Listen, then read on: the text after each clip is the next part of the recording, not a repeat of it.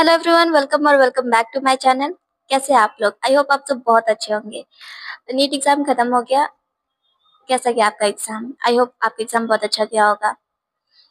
मैंने भी इस बार का पेपर देखा, काफी डिफिकल्ट था यार। पता नहीं एनटीए वाले क्या करना चाहते हैं, कभी तो इतना ज्यादा इजी देते हैं और कभी इतना ज्यादा डिफिकल्ट की पूछो ही मत। खैर, जो हो गया सो हो गया। फर्स्ट ऑफ ऑल गाइस, जिनके बहुत अच्छे पेपर गए हैं, congratulations to everyone, you deserve this. और जिनके अच्छे नहीं गए हैं, आप प्लीज अपसेट मत हो। ऐसा मत सोचो कि आपने मेहनत नहीं की। आपने अगर मेहनत नहीं की होगी ना, तो आपको खुद ही पता होगा। कभी कभी किस्मत में नहीं होता यार। सो प्लीज आप बुरा मत, बहुत ज्यादा स्ट्रेस लेने की जरूरत नहीं है। ये बस एक एग्जाम था। ये पूरी फ्यूचर आपकी डिसाइड नहीं करती है। आगे भी आपके लिए बहुत कुछ रखा हुआ है, आप बहुत कुछ कर सकते हैं। और ऐसा नहीं कि सिर्फ एक फील्ड में ही आप कुछ अच्छा कर पाओगे। अगर ये काम नहीं कर रहा है तो आप कुछ दूसरा ट्राई करो, हो सकता है उसमें कुछ ज्यादा अच्छा कर पाओ। और गॉड के प्लान्स तो हमारे प्लान से बहुत ज्यादा अच्छे होते हैं। तो उन पे भरोसा करो और आगे बढ़ो लाइफ में। खैर, जिनके फर्स्ट या सेकंड ड्रॉप थे और आप फिर से ड्रॉप लेना चाहते हो, फिर से एक अटेम्प्ट देना चाहते हो, प्लीज गो फॉर इट। और बिल्कुल भी टाइम वेस्ट मत करना, क्योंकि टाइम है ही नहीं वेस्ट करने के लिए। आप ये तो बिल्कुल भी मत सोचना कि अभी अभी तो एग्जाम दिया है और अभी हमारे पास बहुत ज्यादा टाइम है।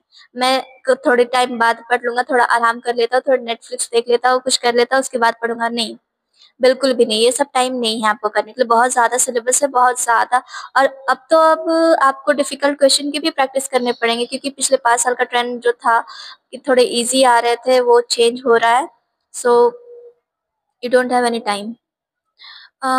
काउंसलिंग ये सब अगर करवाना तो करवाते रहो, बट उसमें बहुत ज्यादा टाइम वेस्ट मत करना आप। और जिनके थर्ड फोर्थ या फिफ्थ ड्रॉप थे ना, आप फिर से ड्रॉप लेने की सोच रहे हो, ये सोच रहे हो कि करना तो सिर्फ यही करना, कुछ और नहीं कर सकते, तो प्लीज एक बार आप सोच लेना। क्योंकि बहुत ऐसे लोग होते हैं ना कि टाइम वेस्ट करते जाते हैं और उसके बाद फिर वो भी नहीं हो पाता है। अब इसी बार को देख लो, लोग कितने ज्यादा प्रिपेयर, मतलब सबने बहुत ज्यादा अच्छे से प्रिपरेशन की होगी पिछले 5 साल के हिसाब से, क्योंकि टीचर्स भी यही बोलते थे कि 5 साल का पेपर कर लो, अच्छे से हो जाएगा। और हम सब वैसे ही प्रिपरेशन कर रहे थे। बट क्या हुआ इस बार, ट्रेंड ही चेंज कर दिया उन्होंने। इतने लेंदी पेपर दे दिए, जिसको आता भी होगा वो पैनिक की वजह से नहीं कर पाया होगा, टाइम मैनेज नहीं हो पाया होगा, या फिर बहुत ज्यादा कुछ एग्जाम हॉल में पता नहीं क्या क्या चलते रहता है। ये तो वही जानते हैं जो एग्जाम देते हैं।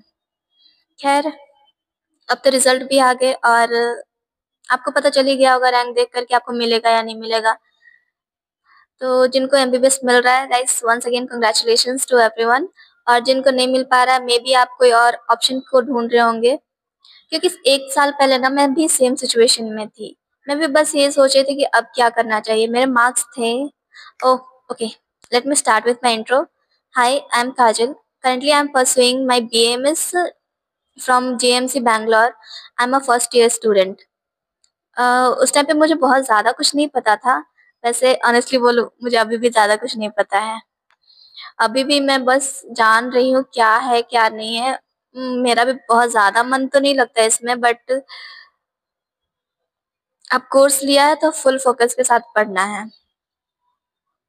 क्योंकि ये डिफिकल्ट इसलिए हो जाता है ना, बीएमएस। इसमें हम मतलब हम क्लास 1 से 10 तक 12 तक जो भी करते हैं नीट की प्रिपरेशन का, तो सारी पढ़ाई जो होती है मॉडर्न में होती है, इंग्लिश में होती है। और यहाँ पे हमें हिंदी पढ़ना पड़ता है, जो कि मे बी 10th में या 12th में छूट जाता है। और हिंदी ही नहीं, यहाँ पे संस्कृत पढ़ना पड़ता है, जो कि सिर्फ 8 क्लास तक था मेरा। और उसके बाद मैंने कभी संस्कृत नहीं पढ़ी। और उस टाइम में क्या पढ़ती थी ये बिल्कुल भी नहीं पता था कि मुझे, बस पास होने के लिए पढ़ लेते थे। पर अभी आपको श्लोकास पढ़ने पड़ेंगे और बहुत ज्यादा डिफिकल्ट लगेगा। संस्कृत में आपको क ख ग घ पढ़ना पड़ेगा स्टार्टिंग में। तो आप जब पढ़ना स्टार्ट करेंगे तो आपको ऐसा लगेगा कि पता नहीं क्या चल रहा है। मतलब मैं ऐसे डॉक्टर बनूंगी, लेकिन ट्रस्ट द प्रोसेस, आप आगे चल के बहुत ज्यादा कुछ अच्छा सीखने वाले हो इसमें। तो बिल्कुल भी डिप्रेस नहीं होना है। और अगर आप बीएमएस ले रहे हो ना, तो आपको टाइम टाइम पे ना खुद को खुद ही मोटिवेट करते रहना पड़ेगा, क्योंकि बहुत लोग ऐसे होते हैं जो आ तो जाते हैं कोर्स में, बट कभी भी दिल से इसको अपना नहीं पाते। जब तक आप इसको खुद से ये नहीं सोचोगे कि हाँ मुझे इसमें ही करना है और इसमें बहुत अच्छा करना है, तब तक आप बस इसको एक कोर्स की तरह लोगे। तो अगर आप सिर्फ एक कोर्स की तरह लोगे तो आप अच्छे डॉक्टर कैसे बन पाओगे? अगर आपको अच्छा डॉक्टर बनना तो एंट्रेंस तो लेना पड़ेगा। अब आप ये सोच रहे हो कि मैंने कोई और ऑप्शन क्यों नहीं ट्राई किया? क्योंकि मुझे इंसानों का डॉक्टर बनना था। सबसे पहले तो मैं वेट को यहाँ से हटा देती हूँ कि मुझे जानवरों का डॉक्टर नहीं बनना था। ऐसा नहीं कि मुझे जानवर पसंद नहीं है, बट उनसे डर लगता है यार, मैं उनको ट्रीट कर पाऊँ, मतलब अगर डॉक्टर बन ही रही तो अच्छा डॉक्टर बनना है ना। तो फिर मैं उनकी ट्रीटमेंट ही अच्छे से नहीं कर पाऊँगी तो फिर क्या ही अच्छी डॉक्टर बनूँगी। इसलिए मैंने वेट को नहीं लिया और बीडीएस मुझे करना नहीं था। नर्सिंग, पता नहीं, मुझे नर्स नहीं बनना था इसलिए मैं नहीं ली। वो लोग बहुत ज़्यादा मेहनत करते हैं, ऐसा नहीं कि उसमें पढ़ाई नहीं होती, इसमें बहुत ज़्यादा मेहनत होती है। इवन डॉक्टर से ज़्यादा रिस्पेक्ट डिज़र्व करते हैं वो। बट ठीक है, अपनी-अपनी पर्सनल चॉइस होती है, मुझे वो नहीं करना था। और बीएससी तो बिल्कुल भी नहीं करना था, अगर करना होता तो मैं कब का कर चुकी होती। मुझे बीएमएस एक बेस्ट ऑप्शन लगा, तो मैंने बीएमएस चूज़ किया। चलो मैं कुछ पॉइंट्स बताती हूँ जिसको देखकर मैं बीएमएस में आई हूँ। बीएमएस, इसका फुल फॉर्म है bachelors of Ayurvedic medicine and surgery. इसमें आप डॉक्टर बनोगे, आपके नाम के आगे भी डॉक्टर लगेगा और फिर आप पेशेंट को ट्रीट कर पाओगे। नेचुरल वे ऑफ ट्रीटमेंट है यहाँ पे। खुद से फॉर्मुलेशंस बना सकते हैं, दवाइयाँ बना सकते हैं और उनको ठीक किया जा सकता है। इसमें ना साइड इफ़ेक्ट के चांसेस बहुत ज़्यादा कम होते हैं। आप ट्रीटमेंट लेते हो तो लाइक अगर आप एलोपैथी में जाते हो कोई भी बीमारी को लेकर, आपको तुरंत एक मेडिसिन दे दिया जाएगा या फिर इंजेक्शन दे दिया जाएगा और आप तुरंत ठीक हो जाते हो और आप हैप्पीली वापस आ जाते हो। पर क्या आपको पता भी है कि इसके साइड इफ़ेक्ट्स कितने हो सकते हैं? आगे चल के आपको कितना ज़्यादा प्रॉब्लम हो सकता है उस चीज़ से?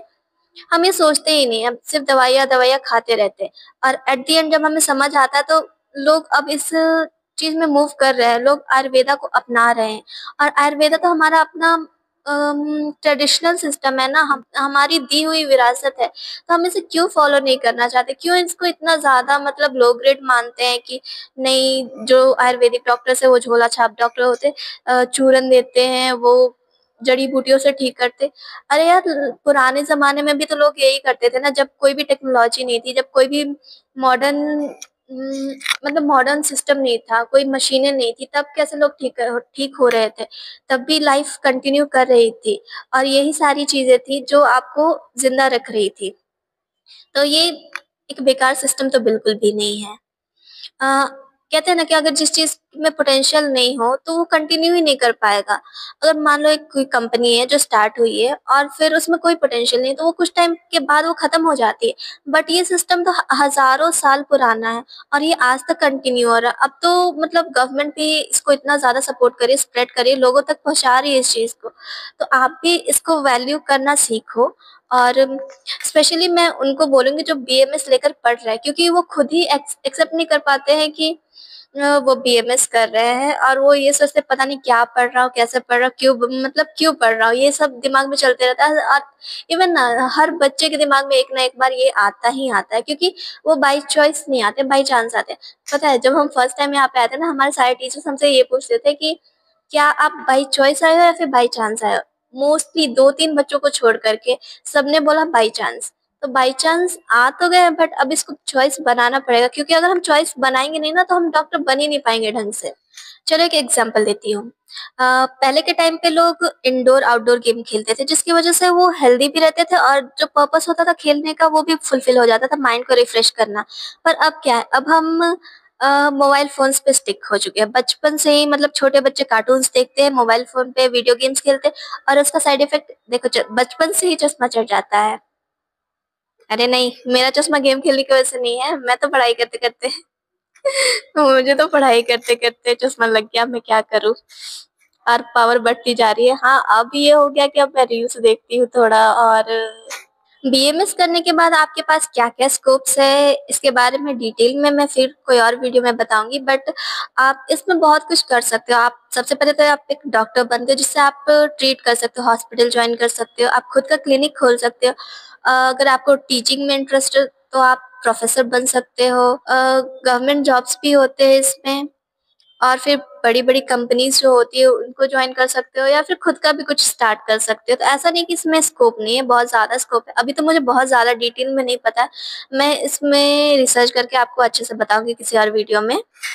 बट एक चीज़ है, अगर आप बीएमएस ले रहे हो, आप लेने का सोच रहे हो, तो आपको हर दिन खुद को खुद ही मोटिवेट करते रहना पड़ेगा, क्योंकि जितना हम पढ़कर आते हैं ना वो सारा मॉडर्न पढ़कर आते हैं, इंग्लिश में होता है और हम वही एक्सपेक्ट भी करते हैं कि हम आगे भी वही पढ़ेंगे। बट यहाँ पे आपको समितास पढ़ने पड़ेंगे, श्लोकास पढ़ने पड़ेंगे और वो संस्कृत में होंगे। स्टार्टिंग में पढ़ने में बहुत ज़्यादा डिफ़िकल्टी होती है, बट आप धीरे-धीरे ट्राई करोगे ना तो आपको आ जाएगा। और इवन आप एक न्यू लैंग्वेज सीख रहे हो यार, वो लैंग्वेज जो हमारा लैंग्वेज है। तो you should be proud of yourself कि आप कुछ नया सीख रहे हो, कुछ अलग कर रहे हो। अगर आप इसमें मेहनत करोगे ना तो कई लोग ऐसे हैं जो एमबीबीएस करके भी उतना कुछ नहीं कर पा रहे जो बीएमएस वाले कर रहे हैं। तो आप ट्राई करो कि आप इस कोर्स को खुद से दिल से लो। ये तो ऐसा ट्रीटमेंट है ना कि जहाँ पे आपको मेडिसिन्स नहीं मिलेंगी, जहाँ पे आपको टेक्नोलॉजी नहीं मिलेगी, जहाँ पे कुछ भी नहीं मिलेगा, वहाँ पे भी बीएमएस डॉक्टर्स आपको ट्रीट कर सकते हैं। कुछ जड़ी बूटियों की हेल्प से, कुछ हाउस होल्ड्स जो किचन में सामान मिलते हैं उनकी हेल्प से आपको ठीक किया जा सकता है। तो इट्स इंटरेस्टिंग एंड मुझे तो इंटरेस्ट अब आने लगा है। आई होप जो आप पढ़ रहे होंगे और जो लेने वाले होंगे उनको भी इंटरेस्ट आ जाएगा। मैं बस यहाँ थोड़ा-सा मोटिवेट करने आई थी आपको और खुद को भी कि बीएमएस लो, और जो ले चुके हैं वो प्लीज़ इंटरेस्ट लो इसमें, क्योंकि बिना इंटरेस्ट के कुछ भी नहीं होगा। ये हर बार बोलते रहना कि क्या पढ़ रहे, क्यों पढ़ रहे, इतना पुराना है, कैसे होगा? मतलब ये सोचते रहने से कुछ नहीं होगा, जो है सो है और ट्रस्ट द प्रोसेस, बस इतना सा बोलूँगी। बाकी तो खैर एक लास्ट बात बोलकर मैं इस वीडियो को वाइंड अप करूँगी। डियर बीएमएस स्टूडेंट्स और डियर फ्यूचर बीएमएस स्टूडेंट्स, आप भी डॉक्टर ही बनोगे, लोगों को ट्रीट करोगे, तो आपको खुद ही अगर खुद पे कॉन्फिडेंस नहीं होगा कि हम कुछ अच्छा पढ़ रहे हैं, तो बाकी लोग कैसे आप पे भरोसा करेंगे? वो अपनी लाइफ आपको कैसे देंगे? कैसे वो समझेंगे कि आप उनको ठीक कर पाओगे? सबसे पहले आप खुद पे कॉन्फिडेंस रखना सीखो और पढ़ाई करते रहो अच्छे से। चलो मुझे भी पढ़ना है। मैं भी मिलती किसी और वीडियो में। बाय।